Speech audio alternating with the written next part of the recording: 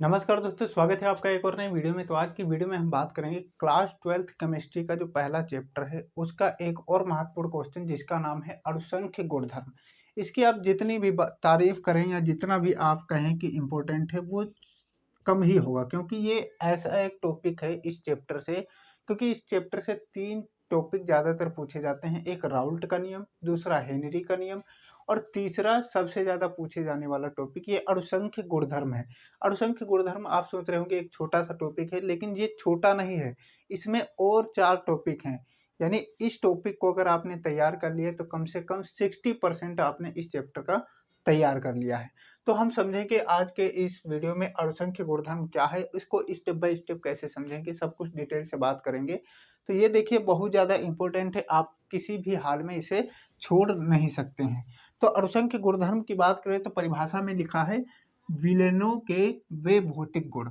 यानी एक जैसे हमने ये विलेन लिया है कंटेनर में और इसमें हम पानी और इसमें साथ में कुछ नमक डाल रखे हैं।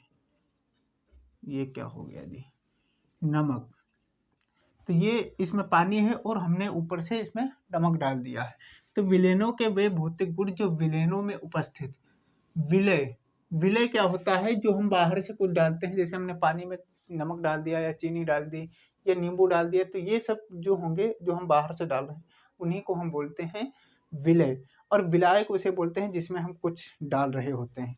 ठीक है, ये उम्मीद करता हूँ आपको पहले से ही पता होगा और मैंने पहली वीडियो में समझा भी रखा है अच्छे से और पीडीएफ भी प्रोवाइड करा रखी है। विलेनों के वे भौतिक गुण जो विलेनों में उपस्थित विलय के कणों, यानी विलेन के जो कण हैं, सॉरी विलय के जो कण हैं या अणुओं की संख्या पर निर्भर करते हैं, अणुसंख्य गुणधर्म कहलाते हैं।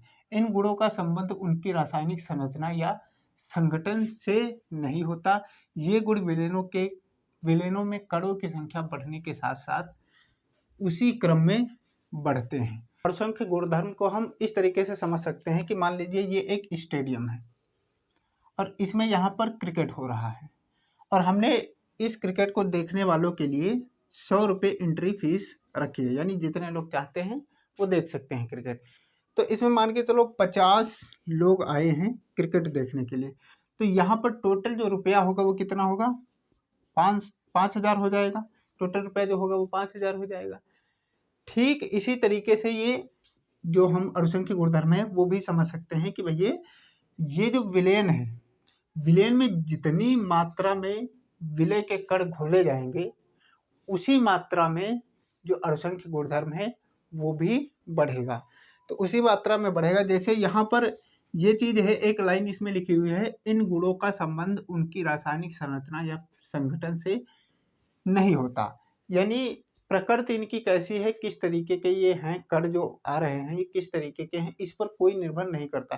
पर इस बात पर जरूर निर्भर करता है कि कण कितने आ रहे हैं, कण जो आ रहे हैं वो कितनी मात्रा में आ रहे हैं, 1 आ रहा है, 2 आ रहा है, 10 आ रहे हैं, कितनी मात्रा में कण आ रहे हैं। ठीक उसी तरीके से स्टेडियम में भी होता है कि हम ये नहीं देखते हैं कि बच्चे आ रहे हैं, बूढ़े आ रहे हैं, नौजवान आ रहे हैं, जिसे कॉकरोच आजकल ज़्यादा बोला जा रहा है। हम ये देखते हैं कि कितने लोग आए हैं और कितने टिकट हमारे बिके हैं। उसी से हम काउंट करते हैं कि हमारा कितना पैसा रुपया बना हुआ है। ठीक उसी तरीके से अणुसंख्य गुणधर्म है। और अणुसंख्य गुणधर्म 4 प्रकार के होते हैं।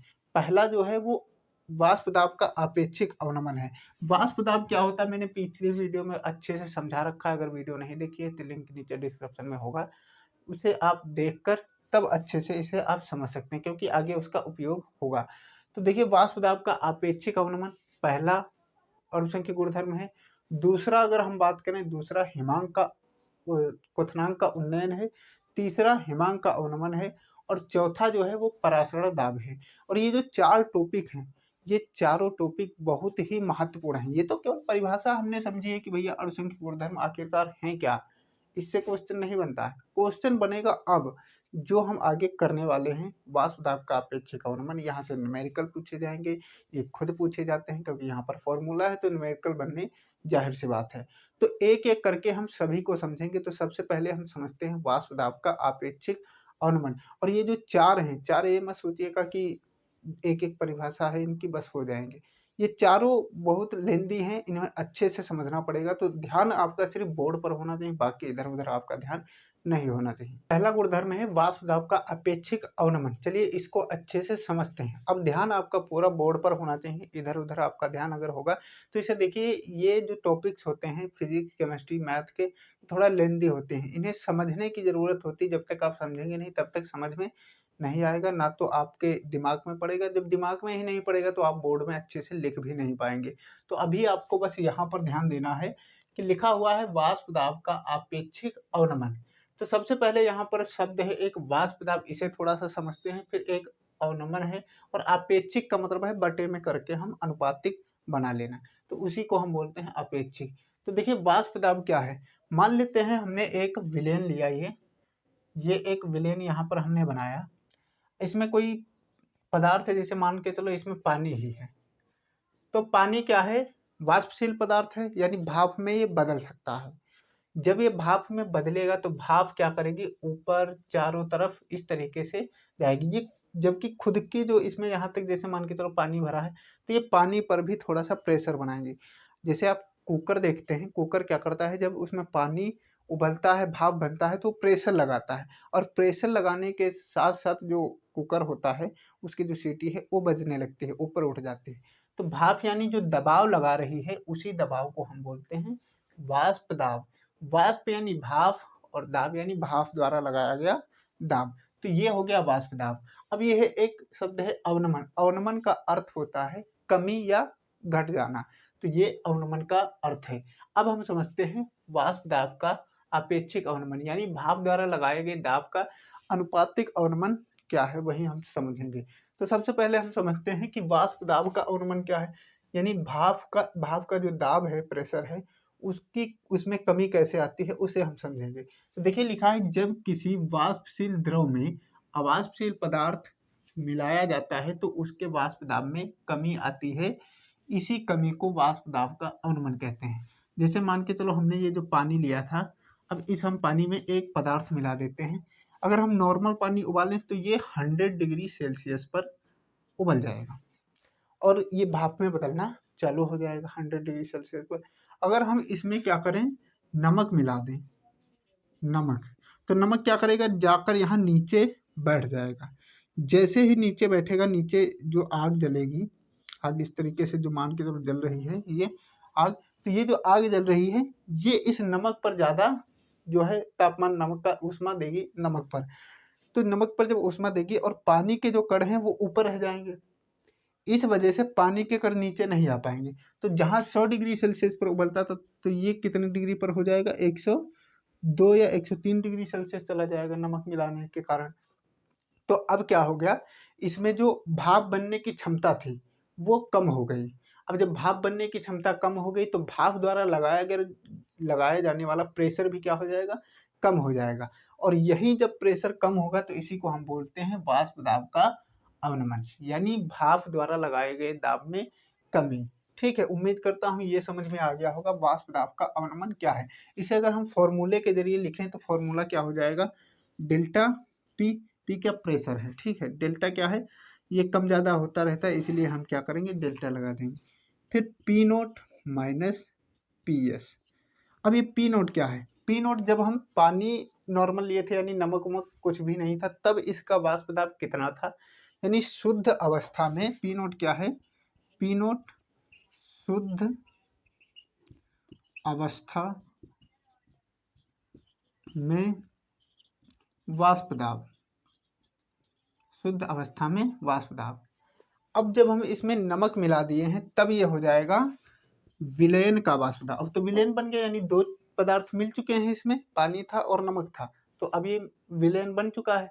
तो अब विलयन का ये जो पी एस है ये क्या हो जाएगा, सॉरी यहाँ पर पी नोट लिख दिए हैं, यहाँ पी एस, पी एस क्या हो जाएगा, विलयन का वाष्प दाब, विलयन का वाष्प दाब। तो ये एक फॉर्मूला यहाँ से निकल के आता है वाष्प दाब के अवनमन से, यानी वाष्प दाब का अवनमन क्या है, भाप द्वारा लगाए गए दाब में कमी। अब हम चलिए समझते हैं इसको वाष्प दाब का अपेक्षिक अवनमन, यानी अब तो हमने अवनमन निकाल लिया है, अब अपेक्षिक अवनमन यानी अनुपातिक अवनमन निकाल लेते हैं। बस वाष्प दाब का अवनमन निकल आएगा, फिर तन विलयनों के लिए किस तरीके से है उसको समझ लेंगे, और ये जो अपेक्षिक अवनमन वाला टॉपिक है ये खत्म हो जाएगा। फिर एक अगला जो है क्वथनांक का उन्नयन, फिर हिमांक का अवनमन और फिर ये परासरण दाब, इन्हें हम बारी बारी से समझते हुए चलेंगे। वाष्प दाब का अपेक्षिक अवनमन इस प्रकार से है कि वाष्प दाब के अवनमन यानी वाष्प दाब का अवनमन हमने क्या देखा था कि डेल्टा पी जो था वो वाष्प दाब का अवनमन था। वाष्प दाब के अवनमन तथा शुद्ध अवस्था में विलायक के वाष्प दाब के अनुपात को वाष्प दाब का अपेक्षिक अवनमन कहते हैं। यानी हम क्या कर रहे हैं कि वाष्प दाब का जो हमने अभी अवनमन निकाला था delta P equal to P naught minus P S, इस तरीके से, तो इसका एक अनुपात बनाएंगे किससे, शुद्ध अवस्था में जो विलायक है, विलायक के शुद्ध अवस्था में विलायक के वाष्प दाब से। यानी जैसे हमने पहले पानी लिया था तो पहले पानी नमक मिलाने से पहले पानी का जो वाष्प दाब था वो कितना था, उसी का एक अनुपात बना लेंगे तो ये हो जाएगा ये वाष्प दाब का अपेक्षिक अवनमन। ये इसको हम इस तरीके से भी लिख सकते हैं कि डेल्टा पी बराबर क्या था, P note minus P S अपान में पी नोट। अब ये मत करना कि ये इससे कैंसिल हो जाएगा, तो इस तरीके से आपको करने की ज़रूरत नहीं, ये फॉर्मूला है भाई, ठीक है। तो ये फॉर्मूला एक यहाँ से निकल कर आ गया कि वाष्प दाब का अपेक्षिक अवनमन क्या है। तो चलिए अब हम समझते हैं राउल्ट के नियम के अनुसार वाष्प दाब का अपेक्षिक अवनमन क्या कहता है, कि राउल्ट के नियम के अनुसार अगर हम लगाएं तो किस तरीके से होगा। तो हम थोड़ा सा एक हेडिंग बना लेते हैं कि राउल्ट हो गया है जी, राउल्ट के नियम के अनुसार, राउल्ट के नियम के अनुसार क्या होगा भाई, वाष्प दाब का अपेक्षिक अवनमन। तो यहाँ पर ये परिभाषा इसकी ये निकलेगी, कहती है कि जो वाष्प दाब का अपेक्षिक अवनमन है, ये जो हमने निकाला है वाष्प दाब का अपेक्षिक अवनमन, ये जैसे हमने एक विलेन लिया है, ये विलेन, ठीक है, तो इसमें हमने मान के चलो नमक मिलाया था, तो इस विलेन का वाष्प दाब निकल के ये आया है। अब इस वाष्प दाब का ये जो वाष्प दाब है ये नमक के मोल प्रभाज्य के बराबर होगा, यानी ये जो विलय है इसके मोल प्रभाज्य के बराबर होगा। ये परिभाषा कहती है, परिभाषा क्या कहती है कि वाष्प दाब का अपेक्षिक अवनमन विलयन में उपस्थित, विलयन में उपस्थित विलय पदार्थ के मोल प्रभाज्य, या इस मोल प्रभाज्य को हम मोल अंश भी बोलते हैं, मोल प्रभाज्य के बराबर होता है। तो ये राउल्ट के नियम के अनुसार ये परिभाषा है कि वाष्प दाब का जो अपेक्षिक अवनमन है ये विलेन में उपस्थित, यानी विलेन में हमने क्या नमक डाला था, तो नमक के विलय, नमक क्या है, विलय है, तो इसके मोल प्रभाज्य जो नमक का होगा उसके बराबर होगा। यानी जो पी नोट है, ये P note minus P S अपान में पी नोट है, ये बराबर हो जाएगा एन ए अपान में एन बी, यहाँ पर बी लेंगे वो भी कैपिटल, प्लस एन बी। तो यहाँ पर राउल्ट के नियम के अनुसार ये निकल के आएगा कि P note minus P S अपान में पी नोट बराबर हो जाएगा एन बी अपान में N A plus N B. अब ये एन बी क्या है, एन ए क्या है, एन बी क्या है, ये पूरा यहाँ से लगाकर यहाँ तक ये है क्या, ये मैंने पिछली वीडियो में अच्छे से समझा रखा है और पीडीएफ भी प्रोवाइड करा रखी है। देखिए अगर हम बार बार इन्हीं को समझते चलेंगे तो वीडियो यही हो सकता है कि जो 10-20 मिनट में बनने वाली है यही 30-35 मिनट में चल जाएगी, क्योंकि हमने यहाँ पर समझा भी, हमने वाष्प दाब क्या होता है और फिर ये मोल प्रभाज्य वगैरह सब कुछ पहले ही समझ रखा है। अब फिर भी बताना पड़ रहा है, तो चलिए बता देते हैं कि ये जो एनबी है ये क्या है, विलय के मोलों की संख्या है। तो यहाँ पर थोड़ा सा लिख देते हैं ताकि आपको कोई दिक्कत ना हो, विलय के मोलों की संख्या, विलय के मोलों की संख्या, और एन ए जो है वो विलायक के मोलों की संख्या हो जाएगी, किसके, विलायक के मोलों की संख्या, ठीक। तो इस तरीके से यहाँ पर ये है, और इनका अगर अनुपात बना लेंगे तो यही क्या हो जाएगा, मोल प्रभाज हो जाएगा। तो परिभाषा कहती है वाष्प दाब का अपेक्षिक अवनमन विलयन में उपस्थित विलय पदार्थ के मोल प्रभाज के बराबर होता है। तो ये जो वाष्प दाब का अवनमन है ये विलयन में उपस्थित विलय के मोल प्रभाज के बराबर होगा। बी किसको दर्शाता है, विलय को। ए किसको दर्शाता है, विलायक को। तो जिसका हम निकाल रहे होते हैं उसको ऊपर रखते हैं, यानी उसके मोल कितने हैं उसे ऊपर रखेंगे, फिर विलेन में कुल मोलों की संख्या कितनी है उसे नीचे रख देंगे, ये मोल प्रभाज हो जाएगा। अब ये मोल क्या होता है ये भी हमने समझा रखा है, तो ये सब आप उम्मीद करता हूँ कि पिछली वीडियो अगर देखे हैं तो समझ में आ रहा होगा, नहीं देखे हैं तो देख लीजिए। वैसे यहाँ पर कोई दिक्कत नहीं, बस यही बता रहा हूँ कि जैसे मोल क्या है, ये मोल है क्या, मोल प्रभाज क्या है, ये थोड़ा समझने का प्रयास करना है, और ये मैं पहले ही समझा रखा हूँ। अब ये यहाँ तक हमने समझ लिया। अब यही जो वाष्प दाब का अपेक्षिक अवनमन है ये तन विलयनों के लिए किस तरीके से काम करता है। अब तन विलयन क्या है थोड़ा सा समझते हैं, और सांद्र विलयन क्या है। देखिए तन विलयन का मतलब होता है पतला विलयन। अब पतला विलयन कब बनेगा, जब हम उसमें विलय की मात्रा यानी जो घोल रहे हैं उसकी मात्रा कम डालेंगे। जैसे हमने 1 लीटर पानी ले लिया और उसमें 50 ग्राम चीनी डाल दी, तो कोई फर्क नहीं, ज़्यादा तो फर्क नहीं पड़ने वाला है, क्योंकि हमने 1 लीटर पानी में 50 ग्राम डाला है। तो ये पतला विलयन बना है, यानी कम मीठा होगा तो पतला होगा, तो पतला विलयन को ही हम तन विलयन कहते हैं। और अगर हम 1 लीटर पानी में 1 किलो चीनी डाल दें तो ये थोड़ा क्या हो जाएगा, गाढ़ा हो जाएगा। तो जो गाढ़ा विलयन हो गया तो यही हो जाएगा सांद्र विलयन। तो तन विलयन क्या है, सांद्र विलयन क्या है, ये हम समझ लिए। अब चलिए समझते हैं तन विलयन के लिए वाष्प दाब का अपेक्षिक अवनमन किस तरीके से कार्य करता है। अगर हम बात करें तन विलयनों के वाष्प दाब का अपेक्षिक अवनमन किस प्रकार से इसका संबंध है तन विलयनों में, तो तन विलयनों में अगर हम देखें तो जो विलय होती है उसकी मात्रा कम होती है विलायक से। तो हम इसमें ये भी बोल सकते हैं कि विलय के जो मोलों की संख्या होती है वो विलायक के मोलों की संख्या से बहुत ही कम होती है, इसलिए तो वो पतला होता है। और अगर घुलने विलय यानी घुलने वाले पदार्थ की मात्रा ज़्यादा हो जाएगी तो गाढ़ा हो जाएगा, यानी सांद्र विलयन हो जाएगा, तो उल्टा हो जाएगा। जैसे हमने 1 लीटर पानी लिया और उसमें 2 किलो चीनी डाल दिया, तो ये क्या हो गया, उल्टा हो गया, यानी इसमें विलय की मात्रा ज़्यादा हो गई और विलायक की मात्रा कम हो गई। तो अब यहाँ पर ये तन विलयनों के लिए वाष्प दाब का अपेक्षिक अवनमन, इसका संबंध इससे क्या है कि जो वाष्प दाब का अपेक्षिक अवनमन है P0 माइनस PS अपान में P0, ये क्या कहता है कि ये बराबर हो जाता है NB अपान में NA। NB क्या है, विलय के मोलों की संख्या है, और NA क्या है, विलायक के मोलों की संख्या। तो इस तरीके से ये बराबर हो जाता है तन विलयनों के लिए। इस तरीके से वाष्प दाब का अपेक्षिक अवनमन होता है। और अगर हम NB की बात करें, चूंकि जो NB है वो क्या होता है WA अपान में MA। WA अपान में MA का मतलब क्या है कि ये जो WA है ये क्या है, विलय का भार है, विलय का जो भार है ग्राम में, और ये MA विलय का अणुभार है। MA क्या है, विलय का अणुभार है। B विलय को दर्शाता है, ये थोड़ा सा ध्यान रखना है, B किसे दर्शाता है, विलय को, और A किसे दर्शाता है, विलायक को।